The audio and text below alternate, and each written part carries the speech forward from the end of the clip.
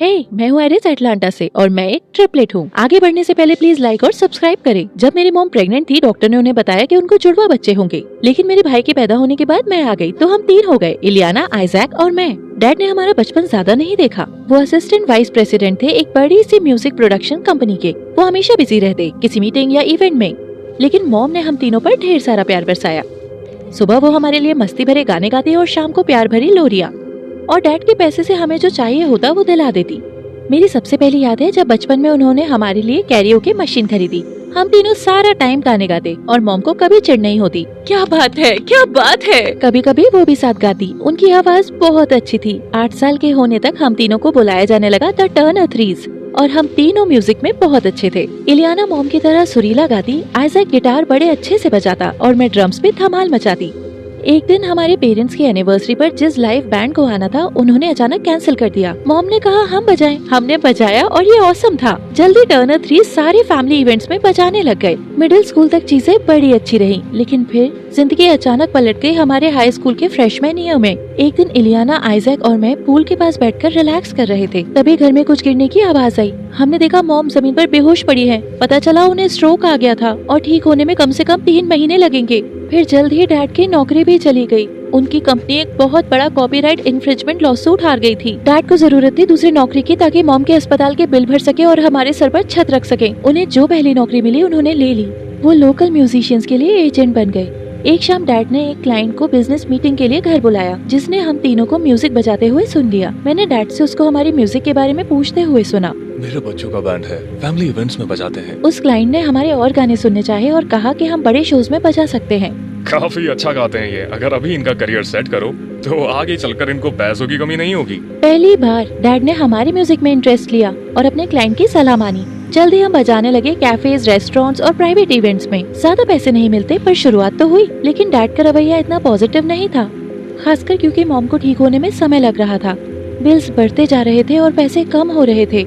उनका मूड हमेशा खराब रहता और वो डिप्रेशन में चले गए। लेकिन खराब तबीयत के बावजूद मॉम हमें चीयर करती रही, बजाते रहो, अपना हुनर दिखाते रहो। तो हम लगातार बजाते रहे। शुक्र है हाई स्कूल के जूनियर ईयर तक टर्नर थ्रीज पॉपुलर होने लग गए थे। मॉम की दवाइयाँ और घर का खर्च निकले, इतना पैसा कमा लेते थे। लेकिन डैड इतने डिप्रेस्ड थे कि उन्होंने काम ही छोड़ दिया, अपने कमरे से निकलते ही नहीं थे। स्कूल का आधा साल हुआ था और हमारी एक्स्ट्रा करिकुलर एक्टिविटीज में बहुत समय जाने लगा। इलियाना पढ़ाई में बहुत अच्छी थी। उसने एपी फिजिक्स क्लब ज्वाइन किया ताकि कॉलेज जाने में मदद हो। आइजैक बेसबॉल बहुत अच्छा खेलता और वो को कैप्टन बन गया था, और मैं थिएटर क्लास की सबसे अच्छी एक्ट्रेस थी। हे सुखद खंजर, यही है तुम्हारा म्यान। मुश्किल होता जा रहा था स्कूल, शोज और घर के खर्चों को बैलेंस करना, और ऐसा लग रहा था जैसे टर्नर थ्रीज के बीच दरार आ रही हो। तुम्हें ऊंची पिच पर गाना चाहिए। बेसबॉल वाली बातें करोगे तुम? तुम्हारी सलाह नहीं चाहिए मुझे। मेरे बिना ये बैंड कुछ नहीं होता। तुम इतनी खास नहीं हो इलियाना। मेरे पास मॉम की आवाज है, तुम्हारे पास क्या है? हमारे बीच लड़ाइयाँ बढ़ती जा रही थी। फिर एक दिन हमें एक म्यूजिक कंपटीशन में इनवाइट किया गया।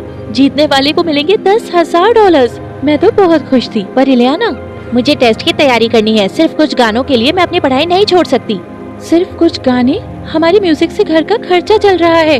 पर इलियाना अड़ी रही। फिर भी आइजैक और मैं कंपटीशन पर चले गए। जो भी हो, साथ में बचा तो लेंगे। हम बैक स्टेज के रूम में प्रैक्टिस कर रहे थे, कोशिश कर रहे थे गाने की, पर सुर लग ही नहीं रहे थे। फिर तभी हमें एक आवाज सुनाई दी।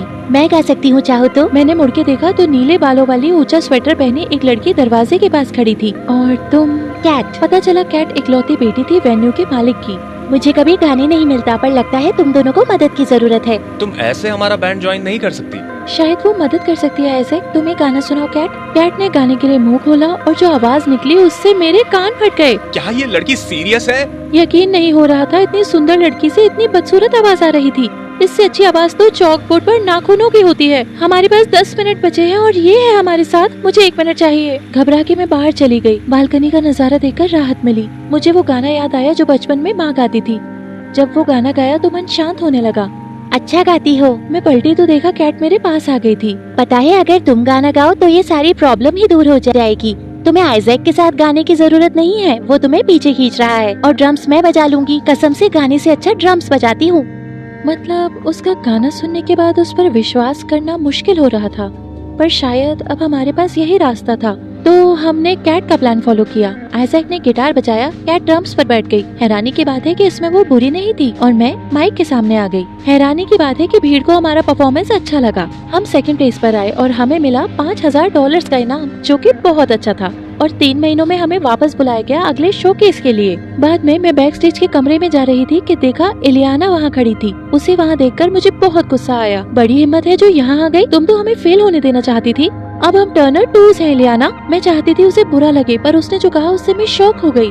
अच्छी बात है, क्योंकि मैं बैंड छोड़ रही हूँ हमेशा के लिए। क्या? उसने बताया कि वो अपनी पढ़ाई पर ध्यान देना चाहती थी और ये बैंड उसका काफी समय ले रहा था। इससे पैसे मिलते हैं। और मॉम का क्या? एक असली डिग्री के साथ मिली असली नौकरी से भी पैसे मिलते हैं। मुझे कॉलेज पर ध्यान देना होगा ताकि अपना फ्यूचर अच्छा करूँ और मॉम डैड का ध्यान रख सकूँ। उन दोनों ने अपनी पढ़ाई पूरी नहीं करी और देखो आज वो कहाँ पर है। ये फेयर नहीं है इलियाना। मॉम बीमार है, पढ़ाई तुम्हें बीमार होने से नहीं बचा सकती। और डैड की जॉब अच्छी थी। ऐसी चीजें होती है। वेल, कभी ऐसा बुरा समय आया तो पढ़ाई करके अच्छी नौकरी तो कर पाऊंगी। पढ़ाई करके मुझे ऐसी नौकरी मिलेगी जिससे अगर मैं बीमार भी पड़ गई तो खर्चा उठा पाऊंगी। ये कह के वो चली गई। म्यूजिक शो की आफ्टर पार्टी में मैं अकेले बाहर बैठी थी। मैंने अभी तक ये बुरी खबर आइजैक को भी नहीं बताई थी। जल्दी कैट मेरे पास आई। उसने मेरी परेशानी की वजह पूछी और मैंने उसे सब बता दिया, हमारे परिवार की दिक्कतें और इलियाना की खुदगर्जी के बारे में। ये तो बहुत बुरा हुआ, तुम इससे ध्यान क्यों नहीं भटकाती? अंदर आओ, थोड़ी देर पार्टी को एंजॉय करो। तो हम अंदर वापस चले गए और अच्छा हुआ मैं वापस आ गई। वहाँ थे CEOs, म्यूजिक प्रोड्यूसर्स और ऑफ कोर्स बहुत सुंदर सेलिब्रिटीज। एक औरत मेरे पास आई। उसने कहा उसका नाम रीजा है। फिर उसने अपना बिजनेस कार्ड निकाला और मेरे हाथ पे रख दिया। तुम काफी टैलेंटेड हो, दुनिया को ये देखने की जरूरत है। ऐसी बात तो मेरी मॉम कहती है। तुम्हारी मॉम समझदार लगती है। इलियाना तो अपना मन नहीं बदलने वाली थी, तो हमने कैट को अपने बैंड में परमानेंटली रख लिया। प्रैक्टिस के साथ वो ड्रम्स अच्छा बजाने लगी और हम जल्दी सिंक में आ गए। रीजा हमें जिस कंपटीशन में भेजती, हम वहाँ गाने बजाते और पैसे कमाते। और कैट और मैं बहुत करीब आ गए। हम एक दूसरे को नेल पॉलिश लगाते। क्या मस्त कलर है। कपड़े शेयर करते। वाह, सिर्फ टर्टल नेक्स पहनती हो क्या? बाल बनाते। ऊंची चोटी तुम पर बहुत अच्छी लगती है। और तुम्हारे बाल ऐसे अच्छे लगते हैं। और कैट और मॉम की भी बनने लगी। वो एक बार डैड से भी मिली और उनके बेढंगे रंग रूप को देख के उन्हें जज नहीं किया, लेकिन इलियाना को वो जरा पसंद नहीं थी। जब भी वो कैट से मिलती उसे गुस्से भरी नजर से देखती और फिर उल्टी दिशा में चली जाती। मुझे इलियाना से इतनी चिढ़ होने लगी थी कि कैट के साथ मिलकर मैं उस पे प्रैंक करती। मैंने एक प्रेस्टिजियस यूनिवर्सिटी से नकली एक्सेप्टेंस लेटर लिखा और उसके दरवाजे के अंदर डाला। कैट मना कर रही थी पर मैंने फिर भी किया। इलियाना ये पढ़ के इतनी खुश थी, मुझे तो बहुत हंसी आ रही थी। जब मैंने उसे सच बताया तो उसका मुंह उतर गया। सच कहूँ तो उसका चेहरा देखकर दिल को तसल्ली मिली, पर साफ था कैट मुझसे निराश थी। एक रात प्रैक्टिस के पहले हम किचन में बैठे थे जब इलियाना अंदर आई। हे, कैसा रहा लाइब्रेरी में? लेकिन इलियाना सीधा अपने कमरे में गई। कैट की तरफ देखा भी नहीं। वो सारा टाइम ऐसे ही बर्ताव करती थी। एक दिन कैट और मैं मॉम के साथ हॉस्पिटल गए थे उनके चेकअप के लिए, जब इलियाना अचानक आ गई। ओह, लगा नहीं था यहाँ पर ये आएगी। हे इलियाना। ऑफ कोर्स, कैट को परे करके इलियाना सीधा मॉम के पास गई। चीजें इतनी ऑकवर्ड हो गई थी, नर्स भी अनकंफर्टेबल लग रही थी। मॉम, कैसे हो आप? हनी, कैट ने तुम्हें हाय कहा। इलियाना ने कैट को देखा, अपनी आंखें घुमाई और मॉम से बात करना जारी रखा। मुझे उस पर इतना गुस्सा आ रहा था, अब सहन नहीं हो रहा था। तुम्हारी दिक्कत क्या है? इस बैंड में आके कैट ने हमारे परिवार की मदद की है और तुम मुझसे ऐसे बर्ताव कर रहे हो? मैं इतने गुस्से में थी कि मेरा खून उबल रहा था। शांत हो जाओ आइरिस। हाँ आइरिस, ये कोई जगह नहीं है बहस करने की। बाहर चलते हैं। ये टर्टल नेक पहनने वाली अजीब लड़की यहाँ क्या कर रही है? और इसका मुझ पर कोई एहसान नहीं है। इसने हमारे परिवार की मदद के लिए बैंड ज्वाइन नहीं किया। ये तो बस एक लूजर है। मैं इलियाना की तरफ कूदी, लेकिन नर्सेस हमारे बीच में आ गई। कैट ने जल्दी से मेरा हाथ पकड़ा और मुझे कमरे से बाहर ले गई। हम बाहर गए और झूले पर बैठ गए ताकि मैं थोड़ी शांत हो जाऊं। तुम अब भी गुस्से में हो?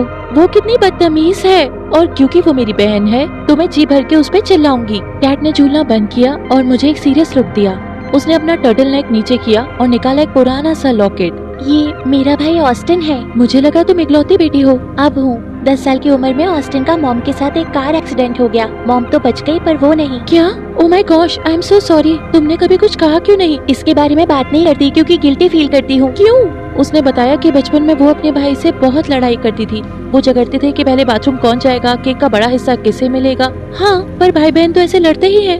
एक्सीडेंट की सुबह हमारे बीच बहुत जबरदस्त लड़ाई हुई थी एक वीडियो गेम को लेकर। जो आखिरी बात मैंने उससे कही थी वो ये थी कि जिंदगी अच्छी होती अगर वो होता ही नहीं।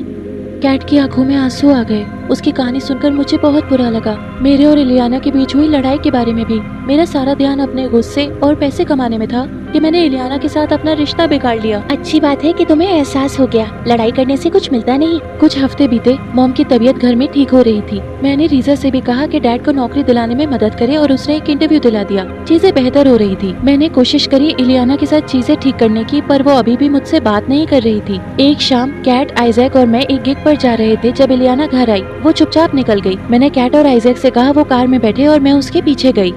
रुको प्लीज, क्या हम बात कर सकते हैं? मैं तुम्हें मिस करती हूँ।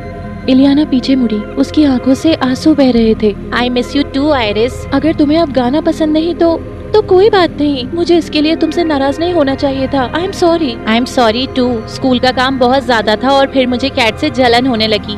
हाँ, मुझे गाना नहीं गाना, पर ऐसा लगा तुमने बहुत जल्दी मेरी जगह किसी और को दे दी। तुम मेरी बहन हो, तुम्हारी जगह कोई नहीं ले सकता। अब क्यों ना एक रात के लिए अपनी पढ़ाई छोड़कर हमारी परफॉर्मेंस देखने आओ। जरूर आऊंगी।